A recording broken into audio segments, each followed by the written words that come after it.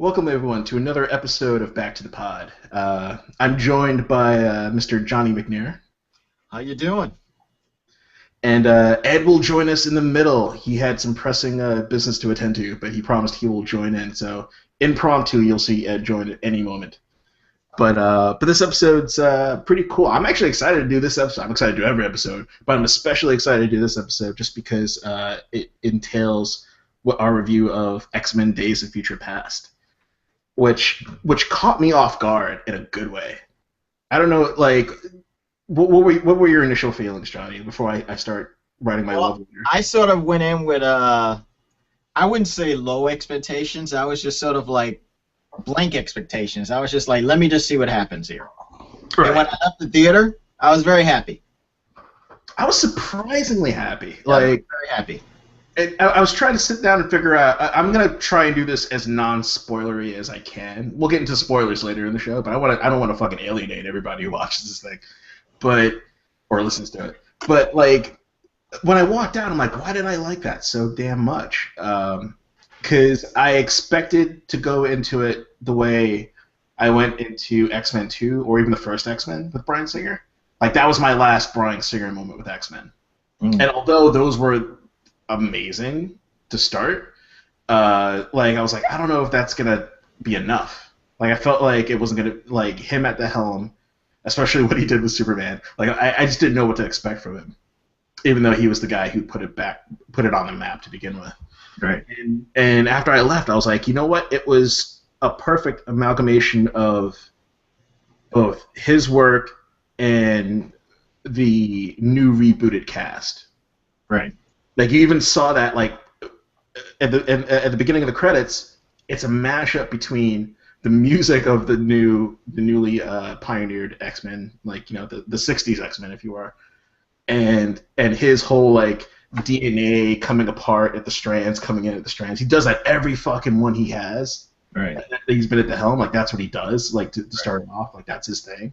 But you kind of got a sense of, like, he honored the fact that, hey, I'm not gonna fucking pick up from, like, 10 years ago.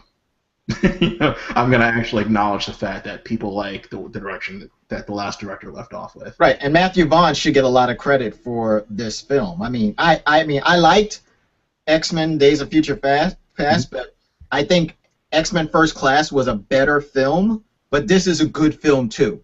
It complements X-Men: First Class. It does. Yeah, because if there wasn't a Matthew Vaughn version, like, you would have gotten, like, the proper third X-Men movie from Bryan Singer. You know? Right.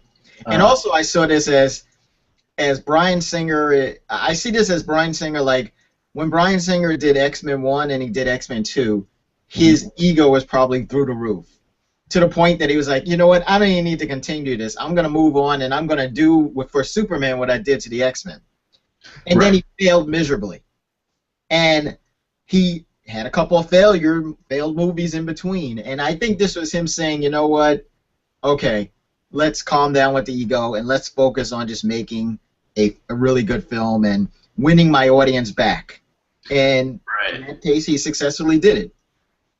Yeah, like, basically this was him saying, I'm listening. And I'm sorry, I fucked up, and we're going to make you forget about that whole Brett Ratner experience, okay? Right. Like, you probably are more familiar with the term than I am, but it's not, like, he's the director, but there's also a secondary director or another director who takes care of all the action shots. Right, a second unit director. Right.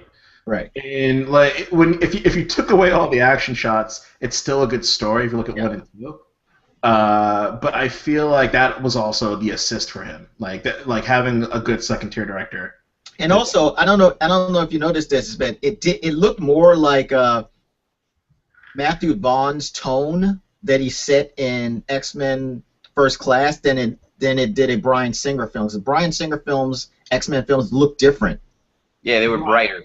Right, and this one looked darker, and it looked more in sync with Matthew Vaughn's First Class.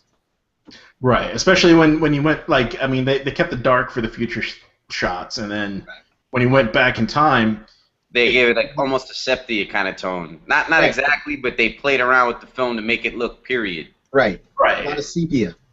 Yeah, a lot of sepia. Let's see. Sorry for dropping in late. My name's Ed. I explained to the audience that you were gonna impromptu show up. Yeah. You had a special business to take care of. But like, yeah, what was your initial take of the movie, Ed? Okay, my initial take was it still leaves a shitload of continuity issues with the entire X-Men series. But that aside, I had a lot of fun watching this movie. Mm-hmm. It was better than Amazing Spider-Man 2. It was not quite at the same level as Winter Soldier, as far as comic book movies this year. Like, I'll put it in between the two. You know what I'm saying? With Amazing Spider-Man coming in third place, even though he's my favorite hero. This movie was better than Amazing Spider-Man. And it was the first X-Men movie, in my opinion, that captured what I always saw on the page, which was seamless teamwork of multiple people using their powers in concert to do cool-ass shit. Like, you know what I mean? Like, you just saw, like, the way that they had Blink, like, you know what I'm saying, kind of setting up different stuff for the team, and, you know what I mean? They had a portal moment with Colossus going through the portals, like it was just cool.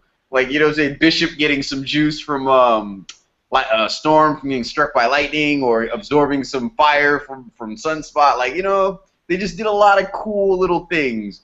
That was the first time Iceman was properly represented. Like, he came out like the way he was supposed to. And damn, did they just enjoy killing the shit out of my favorite characters. I know. They're coming off everything. And also, I really like the way they handled Quicksilver. I know it was just a cameo, but it was a awesome cameo. Yeah, like, I completely forgave his outfit and didn't finish it. Because every moment you know what? Remember when we first saw the outfit and we were laughing at it? But it fits because it's the 70s and he's like just some punk kid who listens to, like, you know, Def Leppard or something, you know? And he's completely fucking like ADD. Like, he's just like, like, you don't, his outfit doesn't matter because once he's in motion, that's all that matters. Like, you know what I'm saying? As soon as he's on the screen, he's interesting, he's engaging. The way that they portrayed his character, I can't see Avengers doing that much better of a job. In fact, I almost guarantee the Avengers version of Quicksilver is going to be boring in comparison. Yeah, that was the one of the things I was the most shocked about in a good way, which was Quicksilver. Just because, like you said, like John said, when we saw the outfit, I was the first one to be like, this is going to be garbage. Like, I hate it. This guy is not going to do justice. And they did put his own spin to it. Like, I'm not gonna go out on a limb and say like he Heath Ledgered the character, but like he definitely put his own spin to it. He couldn't do it, and he did it. But he did it. Like, he made you want more. Yes. He made you want to see more of that character. He was the highlight. Like, the aside from the outfit, the other like thing that kind of pissed me off is that they called him Peter. Like, they didn't use his actual name. Like. And I think that was more for like audiences, right? Which is stupid. Right. What is it? It's Pietro Maximoff, right? Yeah, but it's basically Peter. Like, you know what I'm saying? You know what's hilarious? Every language, or all the romantic languages, have the same basic names, and they just come up in sounding different ways. Like, did you ever realize Carlos is Charles? Yes.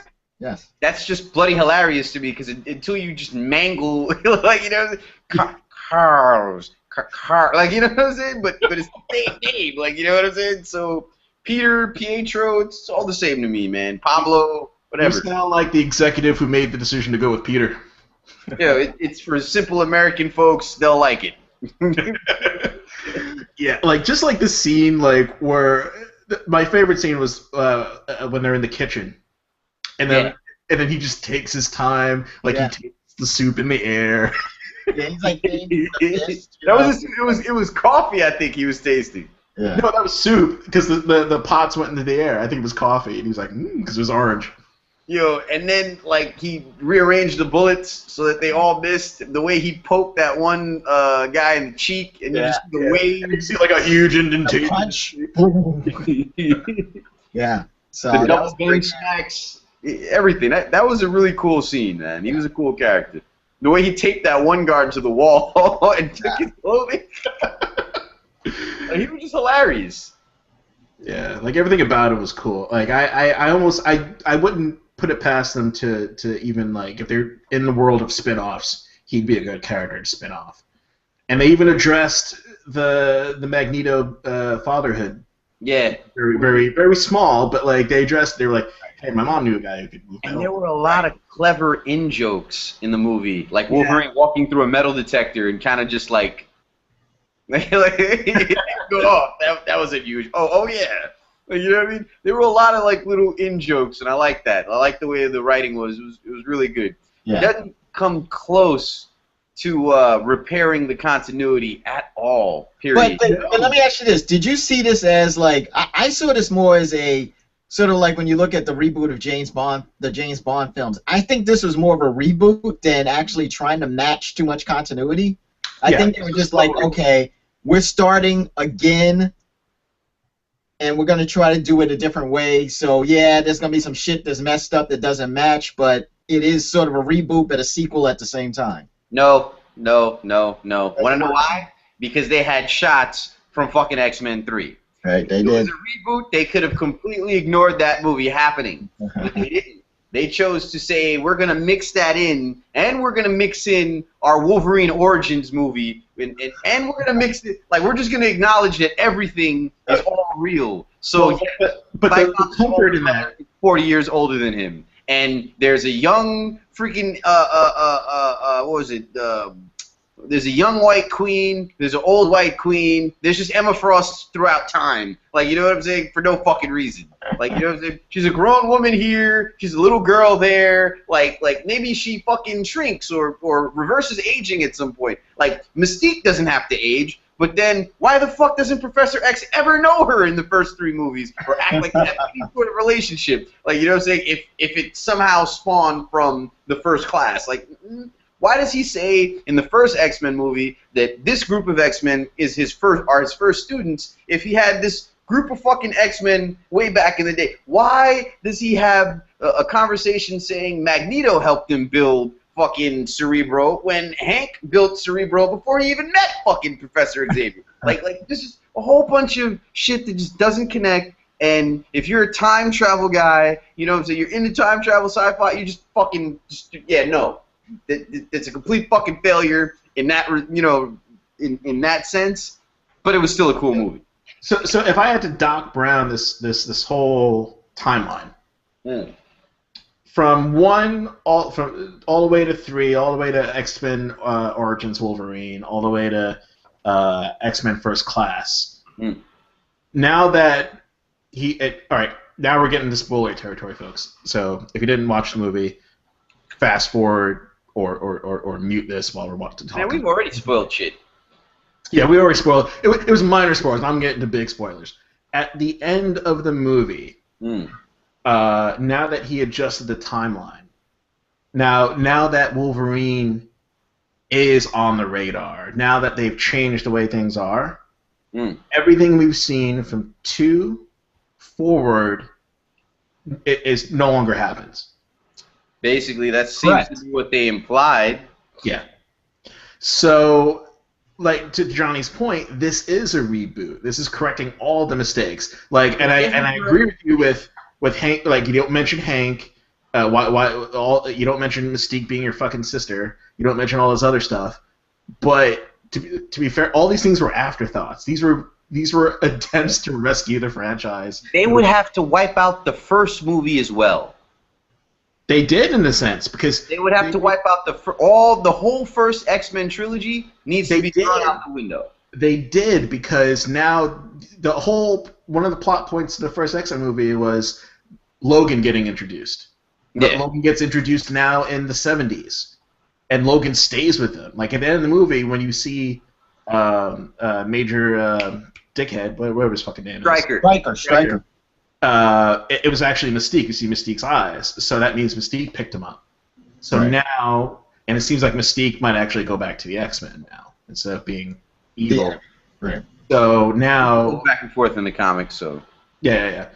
But in this continuity, like instead of the destructive, murderous path, now she's on the righteous path. So it seems that like Logan was at the Institute the entire time now. He's going to get introduced in the way that he got introduced before. So where does he have metal claws? Doesn't he have metal claws? It seems in this timeline he will not have metal claws unless Apocalypse gives him metal claws. Right. Which leads off to the after credits. Yeah, the Apocalypse scene. So let me tell you guys a little story about how I saw this fucking movie. I want to coin a new fucking term, and that term is FanBros. And when I say FanBros, I think you both know what the fuck I'm talking about. So let me explain to the rest of the audience. This is my definition of a fan bro. They don't fucking read. That's it. That's the quickest summation of what I can describe a fan bro. Because they basically are fans through the popularity of movies and don't really follow the continuum whatsoever. Okay. So I'm sitting in the movie. This guy sits next to me. I already could tell he's going to be fucking trouble. Just because he's talking through all the trailers. I'm like, you motherfucker, you better not talk the entire movie. And sure as shit, like, first off, he's wearing... I'm wearing like a comic book T-shirt. I'm wearing a T-shirt like something like right now. I'm wearing like a Back to the Future T-shirt. I'm wearing something of that ilk. This motherfucker is dressed like he's going to the club. He's got like shoes. He's got like the collared shirt. Quicksilver. He's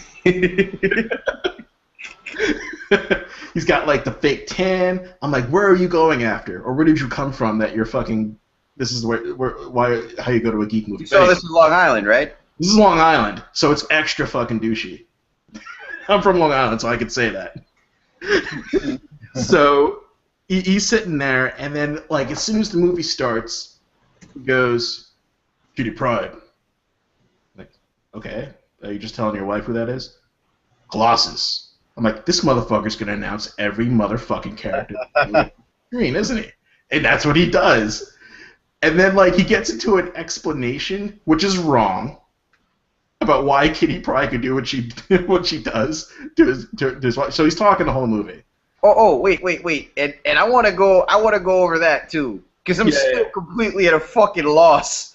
No, they made shit up on the fly. That was not the original power of Kitty Pryde. Like I guess they tried to explain that was like a new mutation of her power, which wouldn't even make sense. It's not even close to. And remember, movies are an interpretation of the literature they're based on. Yo, because you know, in the Ultimate Universe, they gave her the ability to expand and contract her size, which was cool. And but she punched Galactus in the mouth. That makes sense to her powers. Yeah. Like, this was just like, oh, by the way, she can do this. Yeah, no. but it's almost like White Queen turning to diamonds. You're like, where the fuck did that come out of? Like, she's a telepath, and she turns to diamonds, and who spitballed this Zsa Zsa Gabor shit on her? Like you know, let's have her turn into fucking diamonds. That sounds cool, right? The other thing about the fan bros was that at the end of the movie, like, you know, we all stuck around for the after credits, and they actually got a good after credit. Like, this actually worked. Yeah. Like, I thought it was a great after credit, because as soon as I saw Egypt or sand, I was like, oh, they are. They are, aren't they? Yes! Like, and I see people worshiping the dude, and then you see the pyramids being formed in midair, and a blue-skinned man with blue lips, like, you know, building the pyramids while everyone else is worshiping him. Immediately, as soon as it goes to black screen, what do I stare around for that? What does that even mean? I don't understand. Like, and I'm like, you fucking faking posing sons of bitches. Like, like, I can understand, like, if someone leans over to another person who's with them who's not a comic book fan and go, oh, that's Apocalypse. That's basically the first mutant. Like, and he's a huge fucking character, and that's what the next movie's going to lead off to. No, it's just like, and there's a lot of them. There's so many fan bros in the fucking theater. I know, but I read this somewhere. I forgot where I read it, but I don't know. In some way, I agree with it. They were saying if the studios made the movies for hardcore comic book fans, they would never make their money back.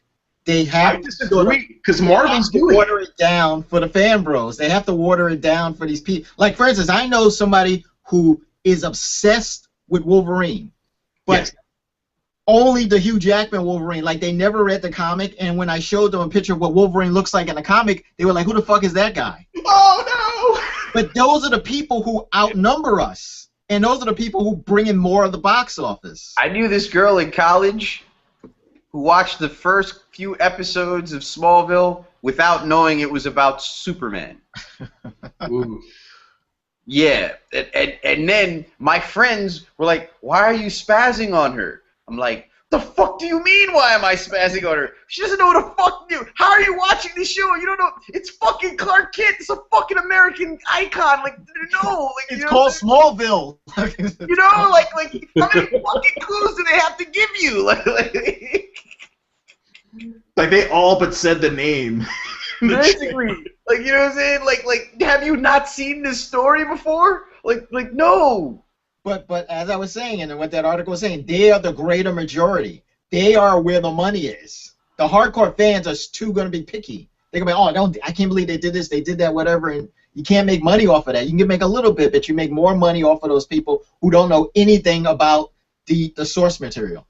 I will say no to you, sir, because this source material has 40 to 50 fucking years of backstory, has 40 to 50 years worth of fans who are going to bring their children and their children's children to see this shit, and it's fucking cotton candy for the eyeballs. Like, I'm sorry, but you don't even need a fucking story for what the fuck was going on. This is why all the scientific inaccuracies and the stupid plot holes and the complete fucking fucking up of the timeline doesn't matter. Because I sat for 2 hours and I saw mutants doing some fucking cool mutant shit.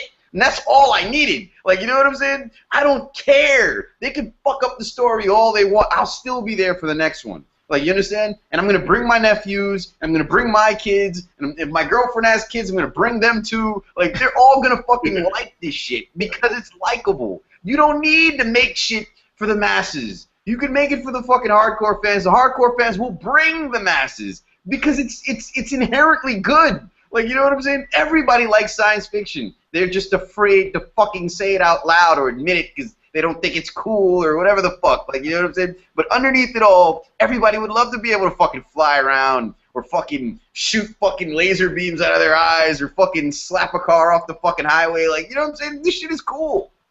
And to second Ed's point, there is a movie studio that is adhering to that methodology, and that is Marvel. Yeah, and Marvel they're making unapologetically following the continuities and the source material, and they don't give a shit if you don't know who Quicksilver and Scarlet Witch are. Because you'll learn. Because you'll get intrigued enough to go out and buy a comic book. Because that's their staple. That was the staple of their business before movies and merchandise and television shows and cartoons and such. Like that I applaud that methodology as opposed to the methodology that makes me sit to this motherfucker in the theater. Yeah. Like, not fucking getting it whatsoever, or going completely over his head. Like, and granted, I'm being a snob. I'm being a geek snob when complaining about the dude next to me who doesn't know. No, you're not. You're being perfectly fucking reasonable. There's nothing wrong with that. But at the same time, fuck you. I spent my entire youth on this shit. So, therefore, I expected someone to, at the very least, pick up a book. He didn't have to sit there and read Age of Apocalypse, but God damn it, there was a cartoon. You could have watched that. Like there were so many things that could have made him realize, oh, this is this person. Like, and this is what infuriates me.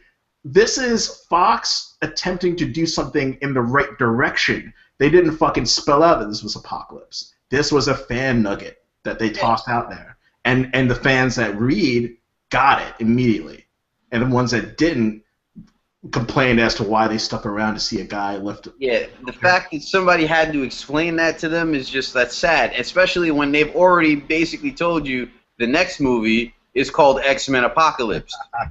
Like literally, they're spelling it out in so many words. Like, right.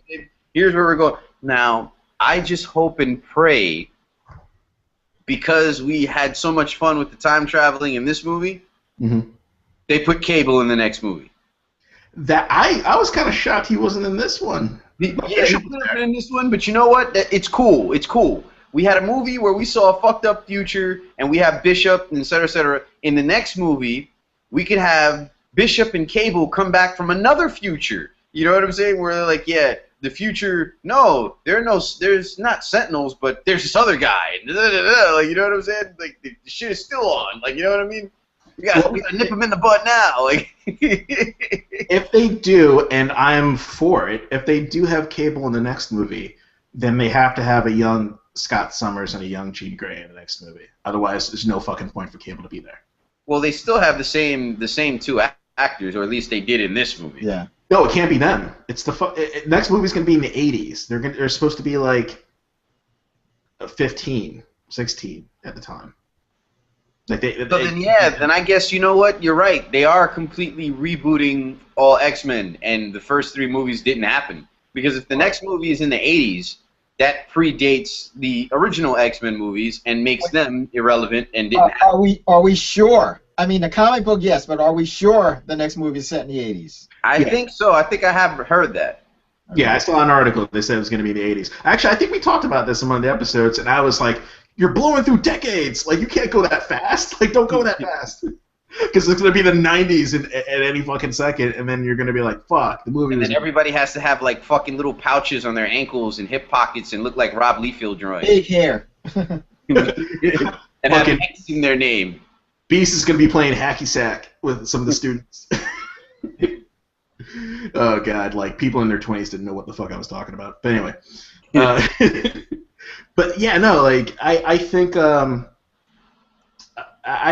don't want to sit there and say, like, and praise Fox too much, just because my fear is that, like, they're going to run with that. But they're not listening to me. They're not listening to the one guy on fucking YouTube. No. Let's listen to Mr. Seatal. I have no fear of that, my friend. No fear of that at all. But like my fear is that, or actually my fear is that it was a step. It was a very strong step in the right direction. Right. And I want them to keep going. And the numbers suggest that they will, because I think, and don't quote me on it, but I think the projection was it was already at like 260 million for the weekend. Let me see. I can give you the numbers right now. Opening, I think, was like in the 100 million mark, which was pretty damn good for a Memorial Day weekend. Or opening. But, like, this is I don't think this is breaking records, but I think it's doing a fuck ton better than they expected it to. Oh, yeah. And the thing is, one of the main articles says that X-Men falls short of expectations in terms of money. I'm like, this film make a fortune. How much money do you want to make? Billion. Yeah. Already it's made $309 million worldwide. Obviously, you do not recognize the greed involved in Hollywood. Like, you know what I'm saying? Like, these motherfuckers are still arguing over whether or not, Pacific Rim was a financially viable movie. Pacific Rim made a fortune overseas. A fortune. Yeah, like, you know what I'm saying? They made a ton of money, and they're quibbling over whether or not they're going to make a sequel. Like, make the fucking sequel. People like the first one. Make the fucking sequel. Pacific Rim made, it made $100 million domestic. It made $300 million foreign. $411 million, and the budget was $190. That's a hit. But that's not financially, viable. Like, it bombed. Like, are you fucking serious? I wish I could bomb like that. Tomorrow I could just bomb and make fucking $500 million. Like, you know what I'm saying? like if you bomb personally, it's ramen noodles we're not eating at all. Like, not like in the course of like millions of dollars. Like, if I bomb, I gotta fucking move. I think the weirdest thing is like for instance, I'm looking at that film Need for Speed that's based on the video game. Mm-hmm. Domestic it made $40 million, which is a bomb, because it cost $66 million to make. Overseas, it made another $200 million, bringing the take up to close to $250 million. Yeah. And I'm like, I mean, that's so what they saw four times their money. Yeah. Yeah. It cost $66 million to make.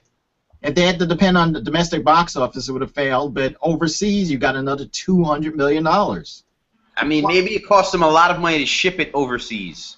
And advertise it and stuff. I guess. I think there's just terminology or mixed terminology. Like it's a domestic bomb, but it's an overall success. Right. So Man, we're talking about not making a sequel to fucking Pacific Rim, which was one of my favorite movies that came out that year. I like Pacific Rim a lot. Like, it was fucking awesome. The reason I like Pacific Rim is because it didn't pretend to be anything else. he made the what's his name? His heart was in it so much. Del Toro? It was like what he dreamed of doing as a kid. You know, I'm sure he played with robots in the bathtub and doing all this crazy shit, and he had a chance to do it, and he did it till his heart bled, and that's what made it work. And it was fucking hilarious. It was funny. It had great action. It had great actors. It had great characters. Right. And the action scenes were just phenomenal. And I don't care what anybody says, those bots look 40 million times better than the Transformers. Yes. Everything about it was better. And they were worth seeing in 3D. It wasn't a crazy clusterfuck of a toolbox fucking a garbage disposal like the Transformers are. Like, when you saw them move, they had weight, and they had it was cool looking. Like, you know what I'm saying? When one of them hit something, it felt like force was being translated on the screen. It didn't feel like a bunch of flippity flop like you know what I mean? CG. It didn't even feel CG, to tell you the truth. And the camera angles that they used were freaking awesome. Like, they simulated helicopters, and, like, you know what I mean? Like, for the cameras, they didn't have any kind of weird, we're going to throw this camera through Optimus Prime's asshole while he transforms from a fucking truck into a, you know what I'm saying? I hate that shit. It's like, you don't even know what the fuck to look at. You're like, oh, fuck, epileptic shock. Like, you know what I'm saying? Like, yeah. You guys are making me, I'm going to have to go and download the 1080p version and watch that. Yeah, it's a really cool movie. I've yet to see that movie. Seriously, dude? Seriously, yeah. You told me I'm what's wrong with America the last time I mentioned this. Damn you. That movie was awesome. Yeah. Believe me, I wanted to hate that film, but I loved it. I haven't seen Godzilla yet, but I'm pretty sure that movie was better than Godzilla. I'm pretty sure it had a better story. From what I hear about Godzilla, I went and I saw Godzilla. It was not like I would wait for it to come on cable. Like, it's not. You don't have to run for it. It's a good movie. It's not a bad movie. It's not a bad movie. I don't want to sit there. Not better than Pacific Rim, though. Pacific Rim was, you know what I'm saying? But the expectation level did not match the end product, basically. That's my take on Godzilla. Yeah. But do you guys like? There are a few geek and real life articles I wanted to go through with you guys. Was there anything else you wanted to talk about X-Men related? Bring on Apocalypse. Bring on the Apocalypse. Bring on Apocalypse. Please include Cable if possible. I wouldn't mind seeing a younger version of a Bishop. You know what I'm saying? Because I don't know. I felt like the Bishop that they had was like a bit old, and I never envisioned Bishop really being that old. But that's just me. Like, you know what I'm saying? Yeah, that was like another fan nugget. He was just there because it was the future, and Bishop doesn't need a gun. Bishop, yeah, that was the part I was kind of like, wait, are they trying to innuendo that he They did do that. He did have a gun that ran off his powers, and you know what I'm saying? I'm cool with that. It would help him focus his ability, whatever the hell. But Bishop's powers are so much more than strangely red glowing eyes and a big gun that feeds off of his bioelectricity or whatever they were trying to portray in the movie. It's like, no. Like, my man, whatever. No, I'm good.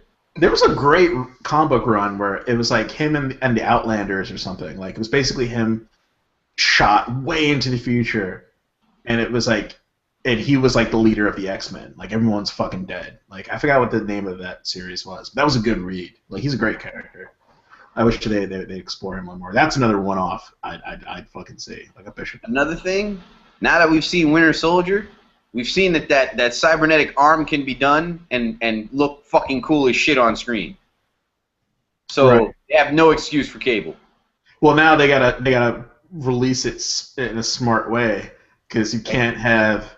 Literally, just go buy that fucking prop and slap it on somebody. Like, you know what I'm saying? Period. No. What I'm saying is that you can't have both characters on the big screen at the same time, because then it looks like you're like, for the FanBros, they're gonna be like, oh, they did that in Winter Soldier. I don't understand why this guy has to have a robot car. Fuck them, whatever. He's still gotta have the cybernetic eye, the cybernetic arm, and they could even do X-Men for all the fuck I care and have the young one. Like, you know what I'm saying? But yeah, I want Cable somehow. Nathan Summers in the movie. Period. Bring him back from the future, please. If Apocalypse is involved in the next one, I think they could have the Hellfire Club involved as well. Interesting. Yeah, you're right. Because the 80s doesn't really make sense for them to bring back fucking Cable for the 80s. No. But what I would love, even if it's just a nod, even if it's just like a 5-second scene like they had Kelsey Grammer's Beast in this movie. Like, it was just like a hallway nod. Like, hey, how's it going, Logan? But like, you did realize they showed White Queen is dead, right? In the future, like she was one of the files. I think that what's the name of? Oh, that's right. Yeah, like wait, let's talk about that for a second, because like half the cast in the last movie's fucking dead. Yeah. Like, and they even had what's her face's wing like on display with his helmet. Yeah. Because it came off in the final scene of the X-Men First Class. She got shot off, I think. Right, and it went, and like I think what they were trying to say was, if what's his face Stryker took Scott's brother and all those other mutants with him, they would have been in the same position. They would have died, being experimented on. Yeah. So yeah, that's a bummer. Like, but I guess like, well, I know why White Queen had to die, unfortunately, because Mr. Vaughn couldn't. Had a problem with that actress, and really, you could replace the actress. They could have replaced the actress, but January Jones, or whatever the fuck was her name? Yeah, January Jones. Yeah. What was the deal with that? Well, and this is rumor. I'm not slanderously saying anything about the director. They had sex. Well, she had a baby, and you went sex with the baby. Who the father is, but the timing matches up. And she looks like, if he has a type, like, that's his type, because his ex-wife wife then, pretty much looks just like her. Are we talking about Bryan Singer? Because I think he's in The Boys. No, we're talking about Matthew Vaughn. That's a whole other problem that an X-Men director's facing. Yeah, I think he's into Young Boys for some odd reason. I don't know. Right. The only thing I say to that, like, I didn't read the article. Like, I don't know if they're claiming they're underage, but if it's just dudes who are like legal, then I don't see the problem, because he wouldn't have batted an eyelash if he was straight. Just saying. But if they're illegal, no, don't do that. Right. if they're of age, he can do whatever he wants as long as it's consensual. Right. Like I remember, like, we were debating, like, we were online at like a Cold Stone Creamery like years ago, like, to get ice cream, and like there was this really old dude, like, I'm gonna place him in his 50s, and he was him and his boyfriend. That was the debate, like, online, like, we're whispering each other, like, he's legal, right? Like, yeah, he's legal. Look at him; they're fine. Like, he looks like he's 14. No, he's just young looking. Like, we're just like going back and forth. Like, should we call the cops? Because this kid looks too young to be with that dude. but yeah, if I gotta fucking Google, like, I gotta go Google what the hell's going on with that situation. I just saw the headlines. I was like, Bryan Singer's in trouble. Hopefully, it's a legal situation and not an illegal situation. You gotta hop off. No, that was a personal call. I'll call him back in the 15 minutes it takes us to finish the show. By the way, I am touched that your ringtone is the show's intro. Well, I'm shocked that you found it.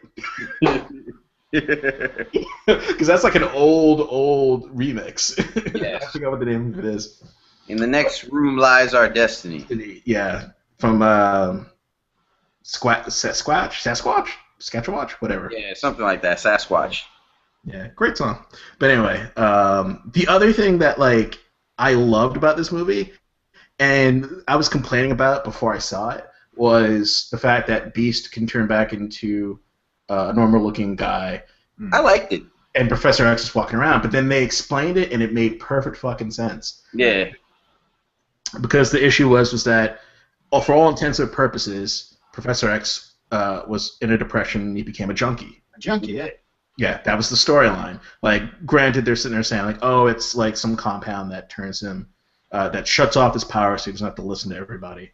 But it also healed him and made him walk. But it was temporary. But, like, that's junkie behavior. Like, you're trying to wash away all the pain and distract yourself. And he took too much of it. And it took Logan and Hank to convince him that, to not do that. And it also gives you respect points for future Xavier, because the option's there always for him to walk. Right. But the consequence is that you're shutting yourself off from everybody. By the way, did anybody else just look at the situation and think that Magneto was taking the most douchiest extreme possible? Like, dude, I came back from the future to fucking help us prevent. Why are you acting like a megalomaniacal asshole? Really? We're gonna kill her? Why would we want to? Now you're gonna lift the entire fucking stadium and drop it on the White House. That was brilliant. Fuck did we get you out of prison for? Like, you're only making things worse. Like, you know what I'm saying? Like, the whole movie could have been solved bad quick if you just didn't fuck with them at all. Just went straight and got Professor X. And but you know what? That wasn't even. That's classic Magneto, man. Like, he is an egomaniac. He is a megalomaniac. If I was future Magneto, I'd be like, nah, you probably don't want to get me. Only Magneto understood that's asinine to do. He's like, wait. I remember how I was. You probably want to leave me in that fucking bunker underground. If you get me, there's gonna be problems. Because I'm telling you, I'm just not gonna cooperate. I'm sorry. That scene in the airplane was hilarious. He's like, now pick that shit up. Yeah. My other favorite scene was survive this. Yeah. Yeah. Yo. Another thing about this film, this is probably the calmest Wolverine has ever been in any of the Wolverine type movies. Yeah. Like, he was just, he was pretty calm. I mean, there was only 1 or 2 times when he actually had to use his claws for something. Yeah. Other than that, he was just talking his way through situations. So it was the calmest Wolverine. Yeah, because that's the Wolverine that was grown up. Xavier, a grown-up Wolverine, if you will. Right. And you saw the situation Wolverine was in when he jumped back into his younger body. Like, dude was screwing the boss's girlfriend and being like a hired hand. Like, he grew up a little. And we're gonna see Wild Wolverine. We saw Wild Wolverine for half a second when they got interrupted, and at the worst possible time. Yeah. And even I was kind of nervous because I'm like, old school Wolverine's gonna kill you. You can't think about it. He's like, oh, wait, you took acid. You're on a really bad trip, man. By the way, I'm not come up with. Because when he said it, you see Logan like, okay. Yeah, all right. I can see that. That seems like me. Let me listen to this guy. Talk me off the fence.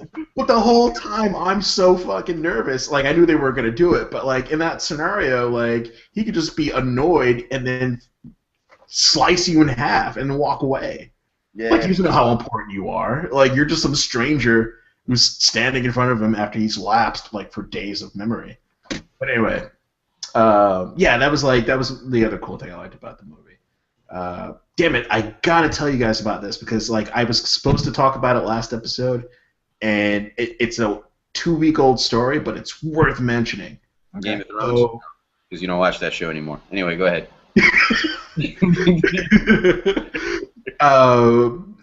Joe Rogan, really good comedian. Mm-hmm. He was second-gen co-host to The Man Show. He's a UFC, I think, announcer or a personality, in fact. So him and 2 friends were leaving a club a couple weeks ago, and they're in California. I forget which region of California, but one that's one where if you see a bobcat, that happens because of the area you're in. Probably San Diego because of the hills, but. Bobcats sometimes come down into populated areas and run amok and then retreat back into the hills. So as they're leaving the club, the three of them spot something by a dumpster. When they investigate, which was their first mistake, they see a bobcat. Two of the other two that were there run, not giving a fuck about anyone else that's there. Like, it's every man for himself. What does my man Joe Rogan do? Puts the bobcat in a fucking chokehold and kills it.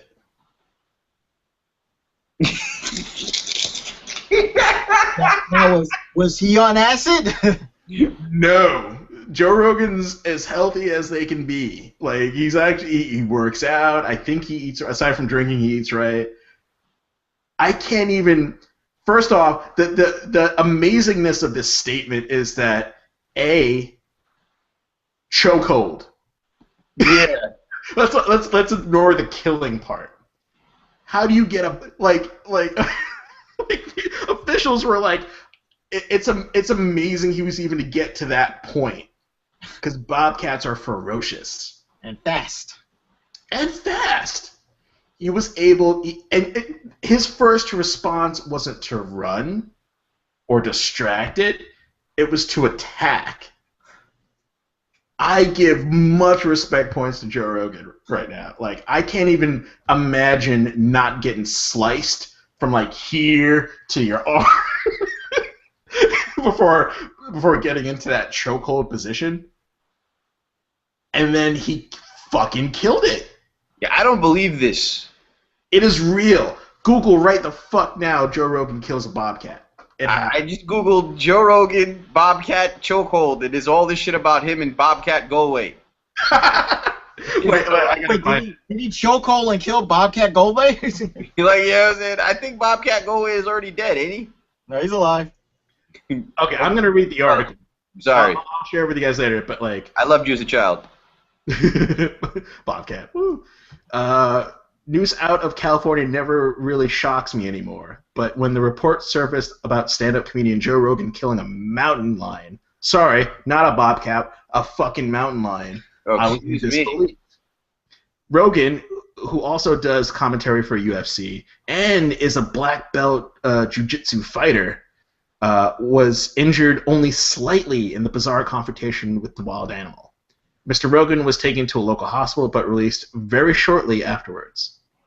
The incident happened. Fuck! Look at the paws on this thing. This shit is ridiculous, dude. Oh, they showed a picture of the dead bobcat. I forgot about that. Yo, this is the fuck out of here, yo. This dude is crazy.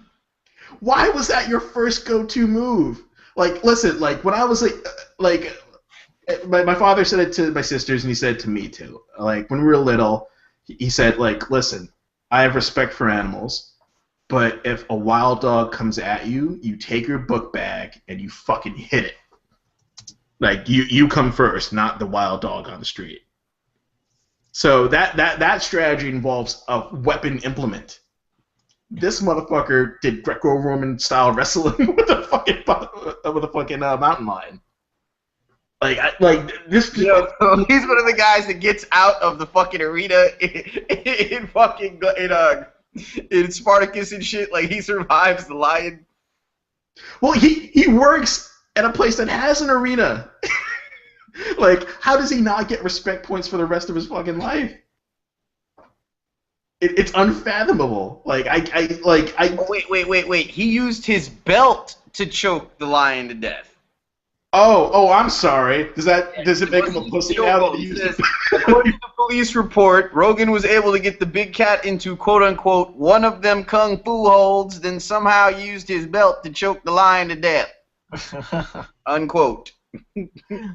So wait, let's go through the logic here. Like, did he get the Yo, how do you even do that? Like, while he's holding it, he's taking his belt off? Like, he's like, must take still rape classes or some shit. Like, how do you hold something down and take your belt off? What builds that skill set?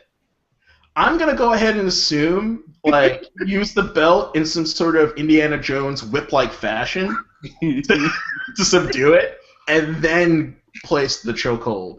Yo, oh, get the fuck out of here. Yo, I can't wait to tell my friend this tomorrow. He's a fucking comedian, and he's gonna find this shit hilarious. Dude, like, I can't, like, my mind exploded when I read that. Like, I just had to share that with you guys. But also, Joe Rogan is a pretty fucking diesel guy, you know? Yeah, So, he's not small. He probably could have got away with just punching the thing in the face. True. Like, but at the same time, like, agility is what, like, makes this happen, I assume, right? Like, he could be as strong as fuck. If he's slow, he's going to get sliced up by the mountain lion. Anywho. I can't. Do I just end the show now? Like, I don't think I can top that. Yeah, I think that. Yeah, you know what? Fuck it. I'm going to save the rest of this for the next episode. Hold on. There was something else I wanted to fucking talk to you about, but now I can't remember what it was. Did it have to do with David Goyer or the Daredevil casting? The Daredevil casting is cool, but no, they did confirm Batman is blue and gray. Yes, that's right. Like, and I feel bad because like we recorded that like earlier in the week, and then I released it the day they said it was blue and gray, and the whole podcast we're talking about black and gray. I would have liked black and gray better, but blue and gray works for me. Now I'm back on the fences. I'm like, it works for me, but like our notion of blue and gray is 69 Batman, like, you know, like the Adam West Batman. So unless it's a really dark blue, which it should be. Right, navy blue. I don't know. Not royal blue. Yeah, it can't be like a bright blue. It can't be my T-shirt blue. That'd be fucking weird. Not Cyclops blue. No. Well, look at the way he handled Watchmen and the costumes there. So yeah. I think it could work. Who was wearing blue? The comedian? Nobody in Watchmen was wearing blue except for the one guy who was naked. Well, that's celestial. Wearing blue. That's celestial glowing blue. Like that's definitely the wrong color blue for Batman. What else happened? There was the whole Isla Vista thing. That was horrible. Like, dude got mad about his virginity and decided to kill a whole bunch of fucking people. Oh, yeah. And he hates women and blah, blah, blah. I feel sorry for him, but yeah, that was a real dickhead move. You had money, hire a hooker. Exactly, get a hooker. Like, yo, I'm sorry. Like, it may seem low class of me, but, yo, you're 22, you have a fucking BMW, you have rich parents, you know. There's online dating. Yeah, you're not dating. You got Asperger's, whatever the fuck that makes you socially awkward. Hire a hooker. Virginity done. Deal with your problems in a way that doesn't involve others. Basically, like, you know what I'm saying. There's no need to go out with a gun and kill a bunch of people because you're not getting laid. Right. We've all been there. You know what I'm saying. It's not worth killing people over. Especially when you have money, and money can get you laid. That's dude, like, I don't know what his deal was. Yo, when you listen to those videos, it's like, yo, this dude was truly fucking disturbed. Like, he had problems, like serious fucking mental problems. He was mad at the world. How old is he? He was in college. He's like, I think he was 22. So where were the parents? That's what I remember hearing him say in the video. For 22 years, you know, I've been alone, and I've been forced to endure this while girls give their love and their sex and their this to other people, and blah, blah, blah, blah, blah, blah, blah. Like, yo, the dude is fucking insane. I mean, there's all this different shit going around that he was, you know, he's a misogynist, he's a this, that, and the third, like all these labels and shit. One label I think is apt and definitely fits the motherfucker is insane. There was definitely something wrong with his perception of his reality. Like, it was, regardless of how lonely you are, regardless of whatever the fuck else is going on in your life, like, get fucking help. Like, you know what I'm saying? It really isn't that bad. Like, you know what I'm saying? Not having sex is not the end of the world, and there's the rest of your fucking life to have sex. Like, you know what I'm saying? Like, you just ruined the rest of your fucking life. It's gone. Basically. Like, my man shot himself in the head, I think. Like, you know what I mean? After killing 7 other people. Fucking psycho, but yeah. It's hard. I didn't know the specific. It's hard for me to read those articles. It's just rough. Yeah. Hey, you know what? Since we're in this direction, I'm gonna upswing it, but I'm gonna go a little deeper. So this threw me through a loop. China and this is today. Like this came out today. China miner found alive after 17 years underground. Whoa.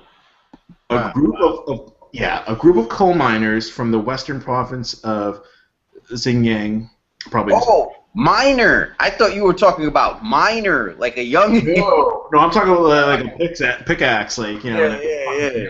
that kind of miner. Like my Bloody Valentine miner. Yeah.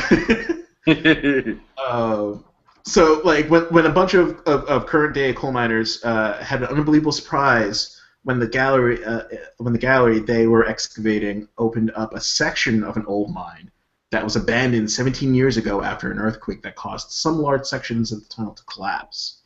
While they were exploring the galleries, they stumbled upon Chuan Wei, a 59-year-old survivor from the 1997 accident. Obviously in rather bad shape, was immediately taken to the hospital where a complete evaluation of his physical and mental status will be done over the next couple of weeks. This is going to take a while to fucking assess that. What did he eat? The bodies of the 78 other dead coworkers, apparently. No, like there's like some like honor shit going on right here. So let me explain this. The poor man had remained trapped underground with the bodies of 78 of his dead coworkers after an earthquake of the magnitude of 7.8 hit the region and caused the wooden support structure of the mine to crumble and collapse. Somehow, lucky in his misfortune, he was saved by the fact that some ventilation ducts were still connected to the underground prison of his underground prison to surface, allowing him access to air that was sufficient and pure to keep him alive.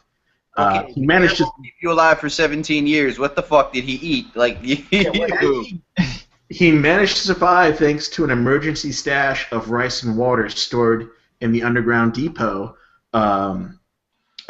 conceived especially for this type of situation. The man complemented his diet by catching and eating the countless rats that polluted in the mine. As well as collected large quantities of some sort of phosphorant moss, which constituted his only source of vitamins. Even though he was suffering from great physical and mental stress, he managed to give proper burials to all of his comrades, spending almost a year in this great selfless act. Because there were 78 of them. That's pretty amazing. Yeah. So, and I don't know if the article is explaining this, but you can't make a fire down there, so my man was eating raw rats. Yo, he was eating raw rats. He should have got scurvy because he couldn't get no vitamin C. Like, what the fuck? The moths had vitamin C? Well, the moss was enough to keep him alive. Mind you, they said he was in rough shape. So I'm pretty sure, like, he couldn't, like, walk around. You can't survive off of just meat. Like, you know what I'm saying? Like, you need... Well, he had rice that could probably have lasted him a couple of years, and then it was just meat and rice is just starch. There's no fucking vitamin C in rice. Like, you know what I'm saying? Well, I'm sorry there wasn't like a fucking McDonald's down there. No, but I mean, like, when you get scurvy, your teeth fall out, like your fucking nails come out, like it's very unpleasant. I'm going to stress in very bad shape because 17 years, there's no bad enough shape. You know, the dude's not dead. Like, you know what I'm saying? Like the image that's associated with the article, I don't know if it's him or not, but it's a dude. I'm looking at that article. That dude, no. But yeah, no, like that blew my. But the other part of the article that kind of pissed me off was, all right, 78 people are unaccounted for in a collapse. Why aren't you digging for them? Even if they're dead, aren't you supposed to? Because it's China, motherfucker. We got more people. And that probably was the mentality. Yeah, like more for us. You know what I'm saying? Like, yeah. Well, that's horrible. Like, if it happened in and I'm not saying like one's better than the other, but if it happened in America, it would be a CNN story for like 8 months. If it happened on this side of the planet, maybe. But if you're 1 in a million in China, there's like what, 10 of you? Right. But And here's the upswing. The upswing. I'm just gonna say it. They finally casted Daredevil. And Daredevil, although I'm not like, I just don't know who this guy is. Like, apparently he's Wait. in. I fucked that up. If you're 1 in a million, there are 1,300 of you in China. I don't like the odds. I'm moving. There are 1,300 people just like you if you're 1 in a million. Like, I don't like. I know there's cultural and logistical complications, but if something sucks somewhere, just leave. Like, that's my stance on it. Like, go apply for a visa somewhere else. It doesn't have to be America. It could be Canada. It could be Europe. It could be fucking Japan's nice at this time of year. It could be anywhere. Like, it doesn't have to be where you are. If it sucks where you are, pick the fuck up. It doesn't have to be another fucking country either. If you're in some fucking podunk fucking town, get the fuck out of that town and move somewhere else. But anyway, that's just me belly on the internet. You know, in America. In America. A nice car and a nice house and running water and a good job. As you know, not getting paid pennies a day soda. to put together the fucking what you might computer call and access to Google phone and expose yourself to carcinogenic chemicals and shit. Like, oh man. Dude, I'm just gonna rename the show First World Problems. Basically, like, you know what I'm saying? I don't think that we really have a right to comment on shit like that. Did you hear what that American asshole fucking said about my country? He said I should just fucking leave. The nerve of him! You know how big China is? I'd be walking for years. Why didn't it just a fucking hitchhike? And you know what's right next door? Like Afghanistan or something, man. Fuck that dude. North Korea's looking right at me. You know what I'm saying? Like, it's nothing good. It's nothing good. It's Russia, then Afghanistan. What was it? What was that shit from fucking, what was it called? Walter Mitty? Oh, where was he? Yeah, he went to like, the ungoverned Afghanistan. There you go. Right. The one where if you get caught, no one's there to save you. Man, I had to look that shit up. I was like, that's real? It's like, yeah, nigga, ungoverned Afghanistan. No scarier term. You know what I'm saying? We just have a shitload of our country we just turn a blind eye to. It's like the hood, but official. It's the hood, but it's everywhere. Yeah, and we put it in writing that we're not fucking with you if you go there. Warlords, dude. Warlords. Warlords. But you know what? Yeah, ours up. I'm gonna save because there was so much like comic book movie news that happened this week. There's the whole situation with Daredevil. There's the David Goyer comment about She-Hulk. Like, that's gonna take more than just a couple of minutes to talk about. Yeah. Oh yeah. We should dedicate a block of time to it. Yeah, we're gonna dedicate a block to it. But that's it for this episode of Back to the Pod. I'm Jake Seatal. I'm Johnny McNair. I'm Ed. Ed Jeudy. Good one. I was gonna say, you're not gonna say your last name? The mysterious hiding. What are you, fucking Prince? Like, you're just Ed? Just a symbol. Beginning and end of educated. I'm also the past tense now. I am omnipresent. I'm meta. World peace. Have a good one, guys.